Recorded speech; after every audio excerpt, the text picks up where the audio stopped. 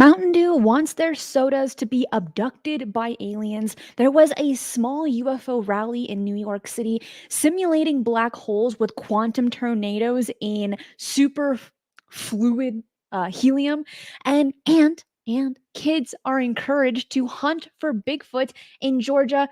That and so much more of all the articles that we'll be covering right here today on Strangest News of the Week. Hello and welcome to all of my first time viewers and listeners, and of course, everyone watching this live. All the news items we go over in the show, I will place all the links to them in the description box below once this live show is over. And by the way, the description box is your friend. Take a look at it, get familiar with it, as you will find important stuff there. Also, we do 3 live shows right here every single week, covering UFOs, the paranormal, mysterious events, anything strange and mysterious. So make sure to subscribe and also comment any of your favorite articles that we'll be covering today. The first thing we're going to talk about is Mountain Dew, because it was what, yesterday? I want to say, it was 2 days ago on Alien Abduction Day. I didn't even know that was a thing. Okay. They have made a new drink called Hard Mountain Dew, which has a little bit of alcohol in it. And they thought to themselves, you know what? You know what we're going to do, guys? We are going to make a whole landing pad. We're going to live stream it, and we're going to wait for aliens to abduct the drink. And in their mind, Mountain Dew's mind, they're like, the best drink. So you can't find that live stream now. I did look for it because I actually watched a little bit of it live just to kind of get an idea of what was going on March 20th. And I felt really bad for them. It only had like 5 people watching. And I was like, okay, I'm going to go back to it and kind of skim through it to see if anything at all interesting showed up. I checked the very next day and the stream was gone. So you just gotta take my word for it on this one. But here was their advertising photo. You're also able to see it on the thumbnail for today's show. It's pretty cool. You have Mountain Dew, you have an alien, and you have a flying saucer, and it's all being abducted with the drink. And it was promoting the Baja Blast. And this is significant because during the Super Bowl, there were a handful of UFO themed commercials. And if you haven't seen the analysis on the Super Bowl UFO commercials, you can find it right here on this channel, and I'll put a card up here for you to look at. But in the Baja Blast commercial, they had just one clip of, and her name escapes me, Aubrey Plaza. Someone's going to correct me on that. She was being abducted by aliens, and she said, "Probe me already," to go in with that humor.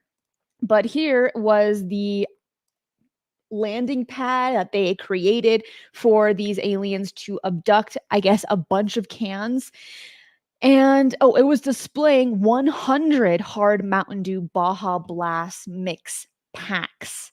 I think that was pretty interesting. I think it was worth a shot. It didn't land. The advertising really wasn't there for it. People weren't familiar with the live stream happening because it was a 24/7 live stream of the alien abduction zone. But if I had to guess, because again, that live stream is deleted, you can't find it, I was probably going to guess it was anywhere from like 12 to maybe 16 hours long of a stream. Now, this is going to be significant. Moving on to our next article. And I do want to say hello to people catching this live. We got Charles, we got Zenza, we got Hides, we got Join, Assad. Love it. Paul, Marty, welcome, welcome. Dickie, good to see you guys here. If you're liking that show so far, hit the like button right down below. Okay, getting into our next one. Talking about this, and it was a UFO rally that took place in New York City. This is not political by any means, unless you really want it to be. But here we're focusing on UFOs because, let me find my exact notes for this one, because this was really meant to raise awareness, to gather support, and to urge government officials to release information related to UAP sightings. And the group was created by Daniel Sheehan's New Paradigm Institute, and it was to support Senator Chuck Schumer's disclosure efforts that took place on Thursday in New York City. Were you familiar with it? Like, honestly, if you're not a part of UFO Twitter, there wasn't a lot of information on it. I tried looking everywhere that I could, and I saw like a few small articles here and there, but it didn't take off the way that I think many people expected it to. But if you are a part of UFO Twitter, then you most definitely saw it. What did you think about it? How do you think the idea of a rally went in general? Do you think it was wise to bring up a senator into this to put a face on it, or just to push for UAP disclosure without a government face? Let me know down below. Let me know in the live chat. I would like to read it out loud because it's and I don't want to get I do not want to get political here by any means, but just your idea. Should we apply a face or no face when conducting any kind of UFO rally? Marty says, "So, Schumer's on board." D7 says, "Hi from across the pond." Well, hello there. John says, "I saw someone post it on Discord." Tyler says, "I only just heard about this on the New Paradigms Instagram." Yes, yeah, people didn't really know about it. Shem says, "Better to have no face when talking about UFO disclosure and rallies." So does this person, Neutros? Neutros. Wow. I think the more I say it, the more I just dig a hole for myself. But yes. And so does Yofolo. That's a funny name. Or Ufolo. Yeah, no face. I'm kind of I'm kind of with you on that one. I think a no face is just kind of more universal. People are able to relate to it better. And then when you add a political face, people are always gonna make it political, right? That's just how it works. So it didn't land as good as it was expected to. But what it says here, according to the new Paradigm Institute, there were recent calls to action, and that resulted in over 22,000 emails to Capitol Hill. And now the initiative is beginning to allocate funding to support its ongoing efforts. I think that is pretty interesting. I think it's a really, really great forward because the group, this New Paradigms Institute, is really, and including the rally, right? It was really aiming to just bring up awareness, to gather that support, to urge government officials to just release information about UAP sightings. And the group engages in activities that include organizing rallies, lobbying officials, and spreading information to the public to further their cause. Someone's got to do it. That's just kind of the biggest takeaway. Someone's got to do it, and these people here in the New Paradigms Institute, they're putting their foot down. They're like, we are going to be those people. So on the plus side, I think that is really, really awesome. The next thing I'm going to say is very important, and that is, if you didn't know, I do write bite-sized articles for all of the shows covered right here. And you can find the articles on Medium or on my website. That link is down below. So if you're more of a reader instead of like watching videos, those articles are gonna be your best friend.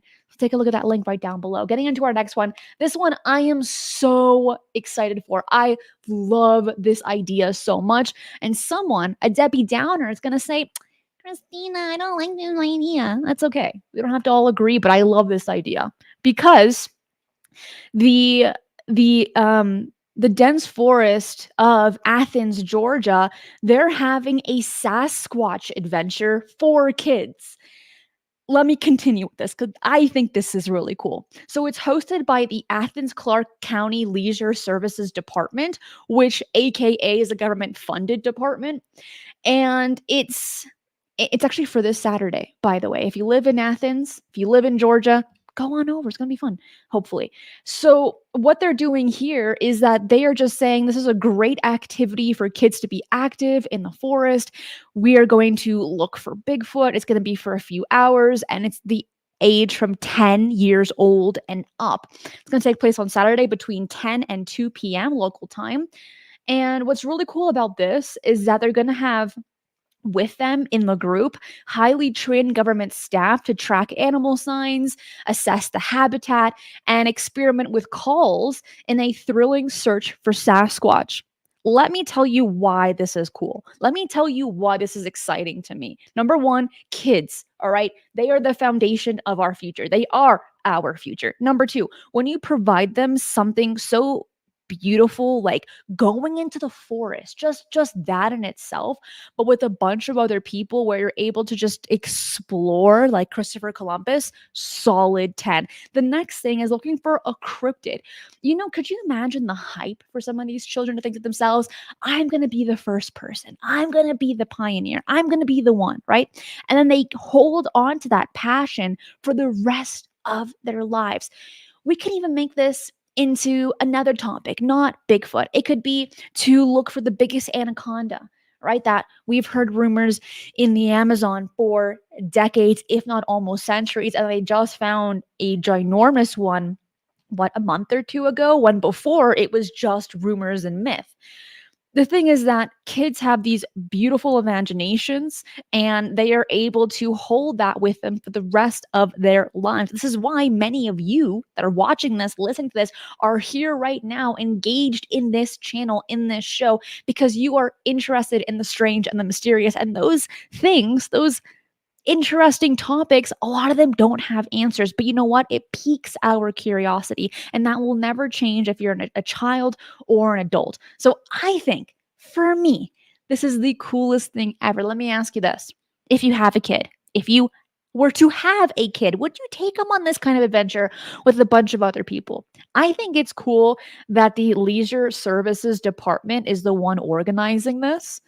I think it's a cool start forward. Oh, and another really interesting fact about this specific Sasquatch adventure is that the part of the Athens forest that they're going to is usually closed, like usually off limits for hikers, but they're opening it up for this Sasquatch adventure.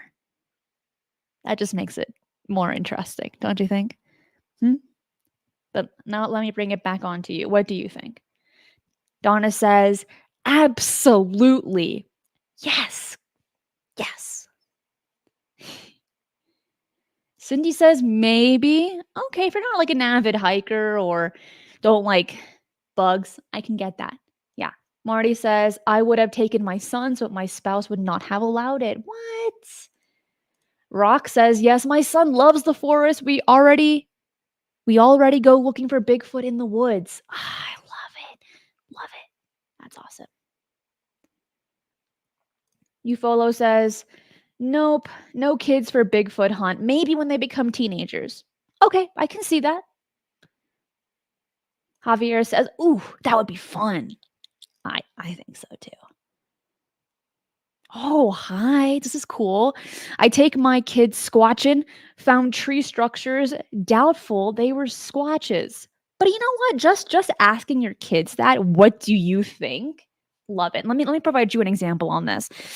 Growing up, I've always had an inquisitive father. He's still like that today. Whenever I had a question on trying to understand the environment, right? Or even like a school question, my dad would always say, let's think about it. He would never, and it was awful at the time, but he would never give me an answer in that moment. He would say, let's think about it. And I'm like, Dad, for the love of everything holy, I don't care. I just want the answer. Now, today, as an adult, I see the value in that because now I think to myself, let's try to resolve the issue or ask the right questions and think about it before getting flustered or angry or maybe even irrational.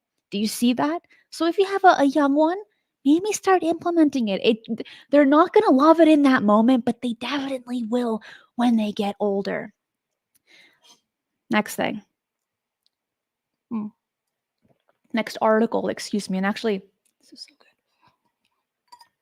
You see this cup? Only Patreon members can get it, okay? Along with all of my other exclusive merch. You want some behind the scenes? You want extra content and commentary, chaos? Check out Patreon. That link is right down below. Oh, and here's what's really, really awesome is that for a special day in April, I'll be hosting an event to answer your questions in real time, be able to speak with you in real time, and to hold conversations with you in real time. More details about that will be on Patreon. If you are interested, you can find that link right down below in all of Christina's socials. Getting into our next one, this is so exciting. Why? Because I don't know what it is. I don't. But black holes have this amazing, special place in my heart, which makes no sense because it wouldn't be in my heart, it would be in my stomach because I can eat and eat and eat and it doesn't go anywhere. All right, so let's talk about this because this is really cool because scientists have created a simulation of black holes using quantum tornadoes and superfluid helium, which could lead to a better understanding of the universe. Why? Because we don't actually know a lot about black holes. They have been theoretical since 1972 when the first one was accidentally found. Albert Einstein had theorized them using solely math equations in the early 1900s. 1972, they're like, what is that? What is going on here? And they found their very first black hole. And the first image of a black hole was released, and I'm using that word heavily, was released in 2017. So we've known about them for a few decades, but we don't really know that much about them. And so there's been a handful of simulations of black holes for the last, I want to say, like at the very least, the last 10 years, we've covered through Strange News a good amount of like black hole news.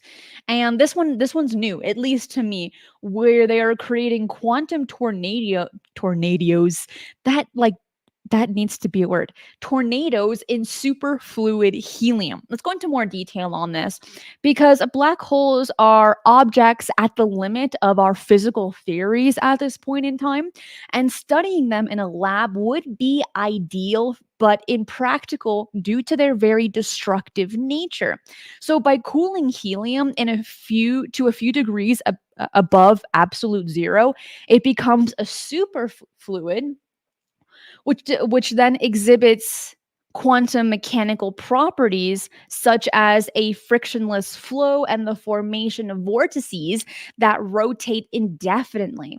And then researchers have confined tens of thousands of these quantum vortices in a compact object resembling a small tornado, achieving a record breaking vortex flow strength in the realm of quantum fluids. What does that mean for all of my non science space nerds? A lot. Okay, so here's the biggest takeaway. The biggest takeaway is that they are creating or simulating black holes. Like that's just the biggest thing. Now, people are going to bring up, well, what do you think about CERN, Christina? Isn't CERN doing that? If they are, that information has not been made public, so it is difficult for me to address it. Actually, there's a lot of conspiracies when it comes to CERN, and I'm going to just bring that part up, but I'm not going to go into more detail on that. You can on your own time.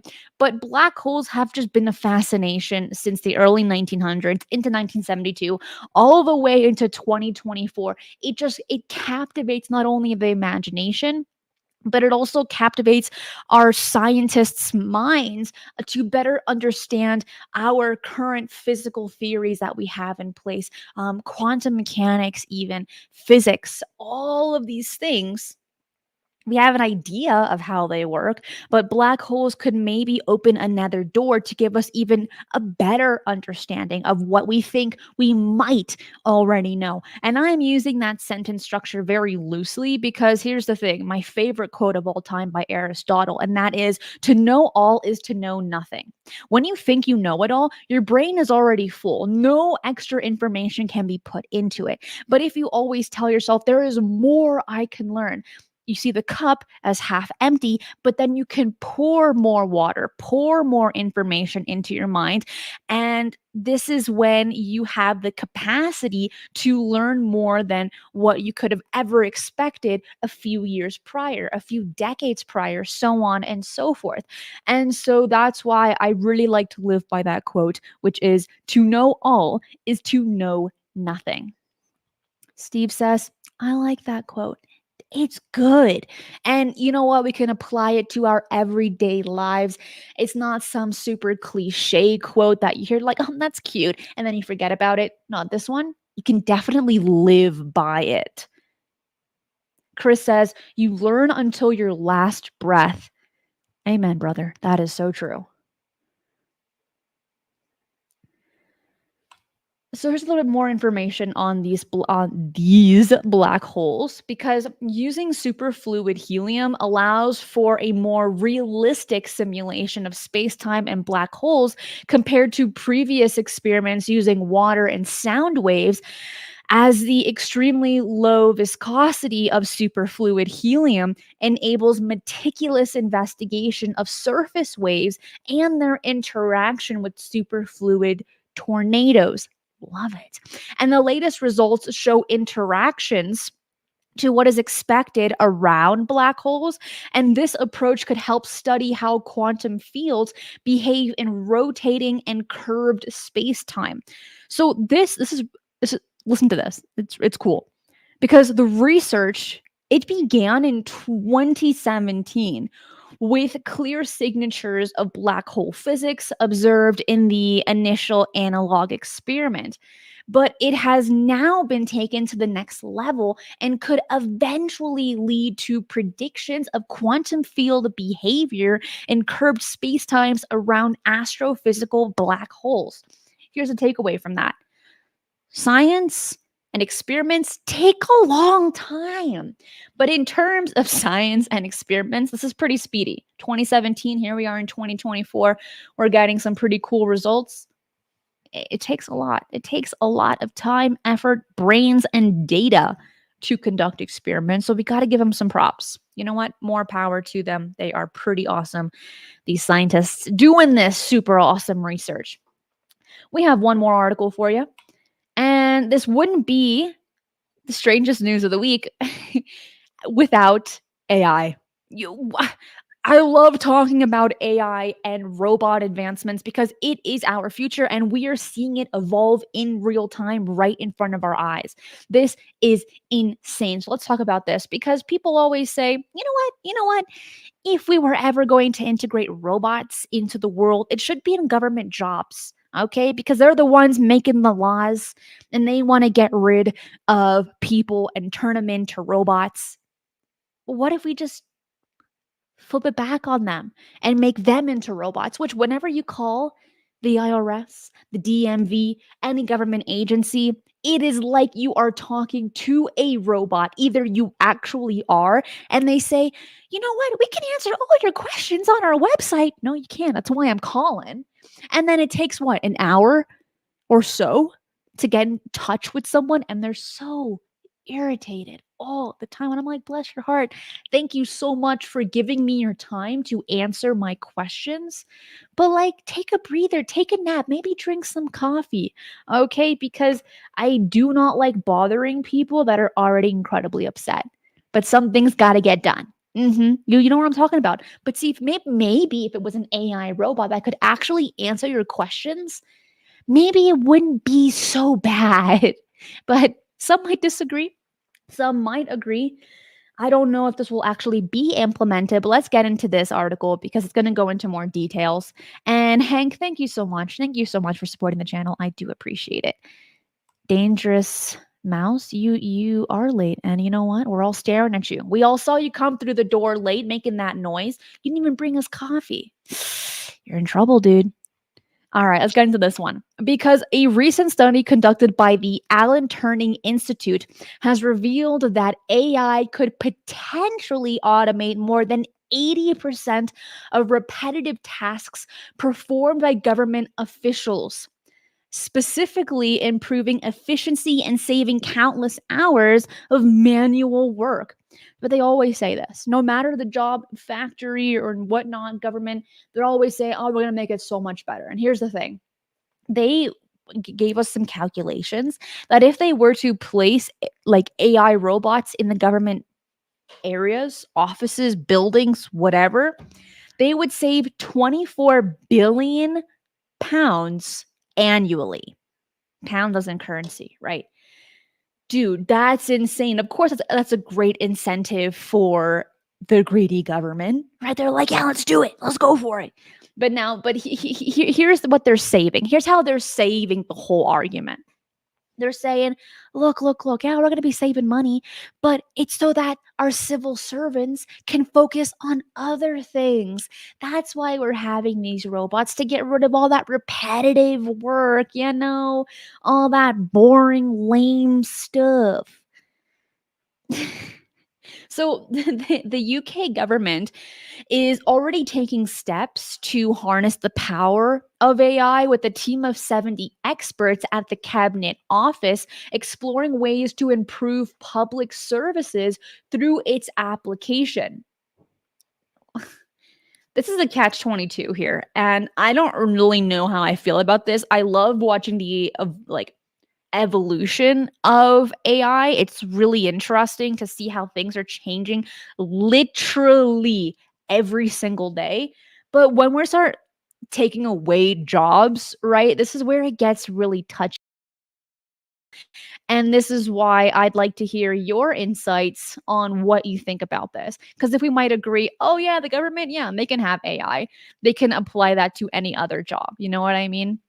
So I want to know how you're feeling on this and your honest input as well. And Camp, thank you for that. Thank you for supporting the channel as well. I appreciate you. Let's see. Charles says, like Skynet. We actually covered an article like that last week on Strangest News of the Week. Highly recommend you watch it because it's becoming a reality. No question there. It is becoming a real thing. And I think by the year 2050, if I had to guess, you will see them walking their robot dogs, okay? And if they were to bump into you, right? And they say, "Oh, I'm so sorry.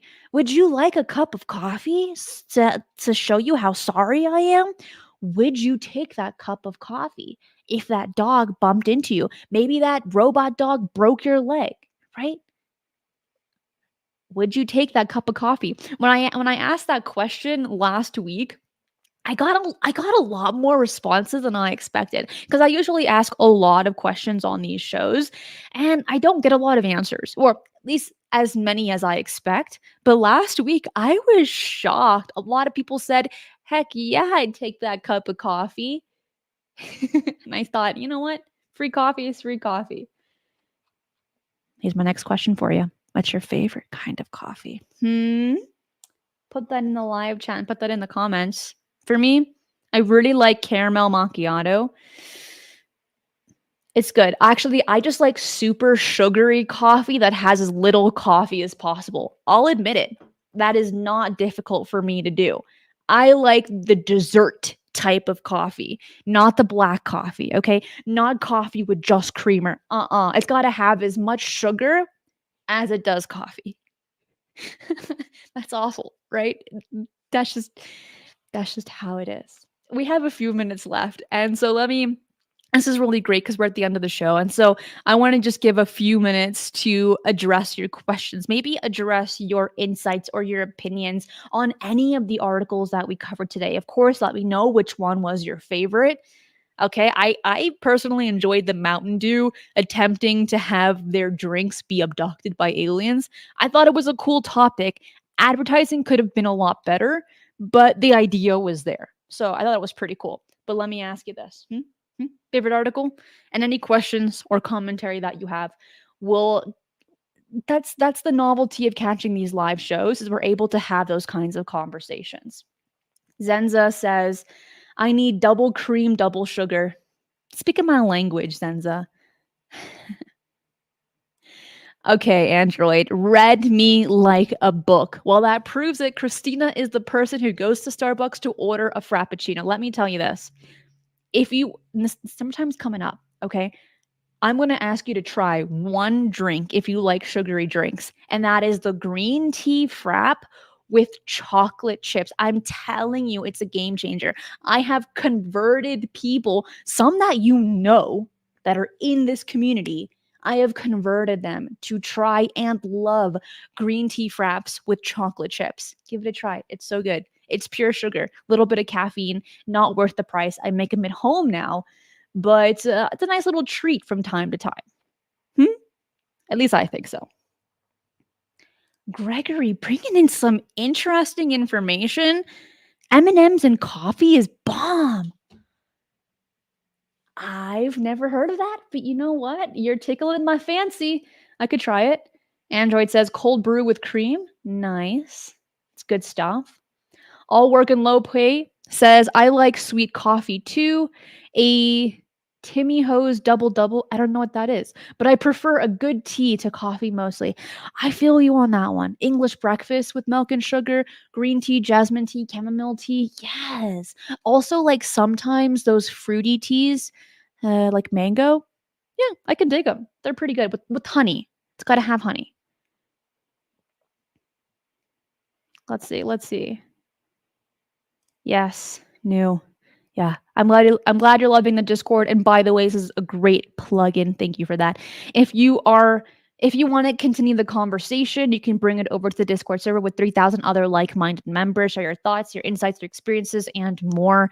And also, Patreon does have an exclusive Discord, and I'm really glad that New is really enjoying that because you are able to share, pictures and memes and commentary. And I wanted to make it a really safe place, a happy place, a fun place for people to go and to talk amongst themselves freely, more so than maybe like other platforms where you get judged really hard. So I have some great moderators that monitor that to make sure that everyone is living their best life there. So I want to say a shout out to my mods, both on YouTube and on Discord.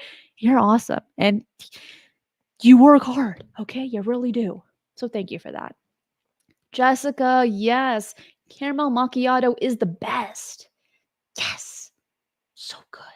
So good. Tyler says, I don't have a Starbucks here to try. And he lives in Australia. Feels I didn't know. That's crazy. I didn't know that was like that they didn't exist there or where you are. Klingon coffee, says Kira. Why not? Never heard of it. Is that a real thing? If it is, I'll try it. Sounds interesting. Green tea, says Android. Yes, love it. You know what's also really good? Moroccan tea. So it's like green tea with mint and sugar or honey. It's good. It's really good. Everyone's sharing with me their favorite drinks. You guys are so awesome. Thank you for catching this live with me today. I want to say thank you to all the super chats, super stickers, YouTube members, and Patreon supporters, and of course, all of my amazing moderators. Before you head out, check out my latest Cosmic Portals album. It is space ambient music, 20 plus tracks. You can find that link in the description box below. And I write articles for you. It's not for me. I want to make my shows as bite-sized as possible. So if you're more of a reader, check out my website, check out Medium, and those articles are for you with you in mind. I will see you all next time. Be safe, and remember, keep your eyes on the skies.